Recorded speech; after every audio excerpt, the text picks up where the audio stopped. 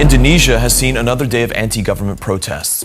3 people have died in Indonesia in a fire that was started during anti-government clashes. Protests have erupted in several cities across Indonesia a day.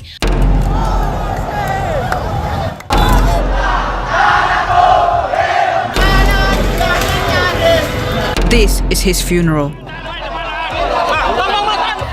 Indonesia is on the boil. Tensions are escalating in the heart of Jakarta. To understand the riots, we have to look at the timeline. It all started a few weeks ago with news about special payments for politicians. But the real spark, the one that made the fire, happened on Thursday, August the 28th. A day after one person was hit and killed by an armored vehicle in the capital, Jakarta. That's when a young man, a 21-year-old delivery driver named Afan Kurniawan, was killed. He was hit by a police armored car. The police said it was an accident. They said the officer responsible would be investigated. But for many people, this was the moment that pushed them over the edge. We demand justice for Afan. The anger spread incredibly fast. Protests moved from Jakarta to other major cities. In Makassar, at least 3 people died after protesters set fire to a local government building. In just a few days, a local protest had become a national crisis. The protests turned into violent riots in some places. The government was forced to respond. But for the millions of angry people, it was already too late. The protests had begun. Those responsible for running him over must be tried fairly and dismissed from their jobs. The biggest reason for the anger is a feeling of huge unfairness. People feel there's a massive gap between the powerful leaders and the normal people they are supposed to serve. This gap became very clear because of one thing: a politician's housing allowance.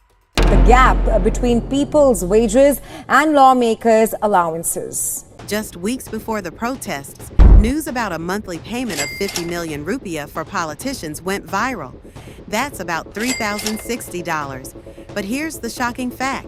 A regular worker in Jakarta earns a minimum wage of just over 5.3 million rupiah a month. That's about $330. That means a politician gets about 10 times what a normal person earns just for a place to live. Thousands continue to protest the gap between people's wages and lawmakers' allowances. When this news came out, people felt a deep sense of anger. They saw their leaders getting rich while they were struggling. This created a powerful feeling of injustice. It felt like the government was saying, "We'll take care of ourselves, but you're on your own." This is the central reason for the riots. It's a story of leaders living in a completely different world from the people they lead. This feeling of unfairness is made worse by daily life. For the average Indonesian, the money they have is buying less and less. The official numbers from the government's Central Statistics Agency, BPS, say that overall inflation is okay. But that's not what people feel in their daily lives. Inflation is putting a dampener on Indonesians' grocery expenditure. Look at this data. The price of food is going up much faster than anything else. In July, prices for food, beverages, and tobacco went up by 3.75% from the year before. The fuel price hike has been hiked to about 30%. Although inflation has slowed in the month of August, a possible increase in subsidized fuel prices could result in much higher inflation for the rest of this year. It's not just food. The price of gas is also high. The government keeps the price of a certain type of gas. Pertalite, the same. But the prices of other types of fuel have gone up a lot. So when people get their monthly paycheck, it feels smaller than it did before. Their wages might have gone up a little, but the money they have to spend on food and gas goes up even more. This means their real money, the money they can actually use for their families, is getting smaller. And when you feel your wallet getting squeezed, while politicians are getting paid more and more, the anger becomes a physical action. This daily struggle is the deep underlying reason for the protests. Many of the people you see protesting on the streets are young. A lot of them are so-called gig workers, like delivery drivers and motorcycle taxis. These jobs don't have a lot of security. Their pay is often low, and they have to pay for their own gas and bike repairs. With gas prices so high, their daily earnings are not enough. They have to work longer and longer hours just to make the same amount of money they used to. Well, to Indonesia now, where figures show around 1 in 5 Gen Zs are unemployed. At the same time, many companies, especially in manufacturing, have been slowing down. This has led to many people losing their jobs. So you have a lot of young people with jobs that are not secure and a lot of people who have no jobs at all. According to government data from February 2025, the unemployment rate was 4.76%. They are all struggling. When they see a young driver like themselves get hurt, and when they see politicians getting huge amounts of money, their frustration turns into action. This is why the protests have so many young people who are ready to fight. Boss of the world football has described the crush at a match in Indonesia that has killed at least 125 people. Players had to be ushered away by security. Police say they started firing tear gas in response to the situation. The anger at the police did not start with this recent accident. It has been building for years. The police have a history of using too much force. In 2022, a terrible tragedy happened at a soccer stadium in Kanjuruhan. Police used tear gas inside a stadium, which is against international rules. This caused a massive panic, and 135 people died. The world was shocked. The government promised to change how police control crowds, but for many, nothing changed. So, when the armored car hit Afan, it reminded everyone of this dark memory. The police said the officer was being investigated, but for the people, it was not enough. They felt the police are not there to protect them. They feel like the police are just another part of the system that is hurting them. This feeling of broken trust made the anger even bigger. A recent report from a human rights group, Amnesty International, has said that the police have still not learned their lesson. This deep-seated distrust is a powerful force behind the protests. The government's actions have also sent confusing signals. On one hand, the government is trying to save money. They are cutting some of their own spending in certain areas. This is called tightening the belt. On the other hand, they are also trying to make the economy stronger. For example, on August 20th, the central bank lowered interest rates to 5.00%.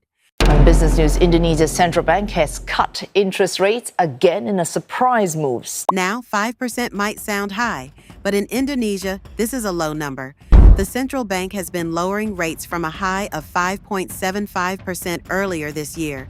This is a move to help the economy grow, but people on the street don't see this. They only see that they have to tighten their belt, while the powerful are getting richer. And even though the government is trying to help the economy, it takes a long time for those changes to help people's daily lives. It feels like a mix of confusing messages. You should save money, but we will spend a lot of money on ourselves. This adds to the feeling of unfairness and hypocrisy. It makes people feel that the government's words and actions don't match. Indonesia's President Prabowo Subianto has cancelled a planned trip to China later this week. The government's response has been a mix of messages. First, the president canceled his trip to China. This showed the world that the problem was very serious. The government also announced that they would withdraw the new benefits for politicians. This was a small victory for the protesters. It showed that the government was listening, just a little. But Mr. Prabowo took issue with some actions that he says amount to treason and terrorism. But at the same time, the president told the police to act firmly. He said that the protests were starting to become treasonous or rebellious. This is a very strong message. It means to use force to stop the protests. So the government gave two different messages at the same time, one of giving in a little and one of being very strong. This is a game of power, not a real conversation with the people. It makes people think that the government is just trying to make the problem go away, not solve it. Social media is not just a place where anger spreads. It's also a battleground for information. The videos of the protests, especially the video of the armored car, went viral in a few hours. Millions of people saw it. It was impossible for the government to hide what was happening on the streets. Social media platform TikTok has suspended its live broadcast feature amid violent anti-government protests. But the government fought back. After a meeting with authorities, a temporary stop was put on live streaming by platforms like TikTok. They didn't want people to see the real, raw images of the riots. This made people feel that the government was trying to hide the truth. When the flow of information is controlled, people feel that their freedom is being taken away. This fight for control of information is a big part of this crisis. The government wants to control the story, but the people want to show the truth. Now, this violence is spreading out right across the country. In South Sulawesi, protests often start in the capital city. But in this case, the anger quickly spread. People in other parts of the country, like South Sulawesi, saw what was happening in Jakarta. They felt the same anger. In Makassar, a part of the local government building was set on fire. In other cities, there were also riots and clashes with the police. This is a very important point. The protests were not just about Jakarta's problems. They showed that people all over the country felt the same way. The unfairness, the high prices, the lack of trust, these are problems everywhere. So, when people in Makassar saw the protests in Jakarta, they decided to join in. A local problem had become a national movement. A single event was a vessel for the frustration of an entire nation. So, what happens next? There are 3 big things to watch for. First, we need to see what the police do. Will they really punish the officer who killed the driver? People are waiting for a real investigation and a fair trial. The lack of justice is a huge reason for the anger. At least 7 officers are under investigation. Second, will the government really change the politicians' benefits? They said they would, but the people want to see a real law passed, not just an empty promise. They need to see a real change that shows the government is serious about fixing the problem. And third, what will happen to the economy? We need to watch the next report on food prices and inflation.